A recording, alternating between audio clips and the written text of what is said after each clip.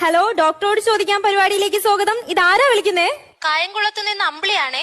അമ്പിളി, ഇനി ഡോക്ടറോട് സംസാരിച്ചോളൂ. ശരി. പറയാമ്പിളി. ഡോക്ടർ, ഞാൻ 45 വയസ്സുള്ള ഒരു യുവതിയാണ്. 45 വയസ്സുള്ളപ്പോ യുവതിയല്ലല്ലോ, അമ്മച്ചല്ലേ? എനിക്ക് കല്യാണം കഴിഞ്ഞ് 2 മക്കളുണ്ട്. അയ്യോ, അതെന്റെ തെറ്റല്ല. സാർ, എനിക്ക് വീട്ടുജോലി എല്ലാം കഴിഞ്ഞു. ഒന്ന് കണ്ണടച്ച് കിടന്നൊന്ന് ഉറങ്ങാൻ എന്റെ ഭർത്താവ് സമ്മതിക്കുന്നില്ല സാർ. ഞാൻ എന്ത് ചെയ്യട്ടെ? ഇപ്പൊ എന്താ ഭർത്താവിന്റെ പ്രശ്നം?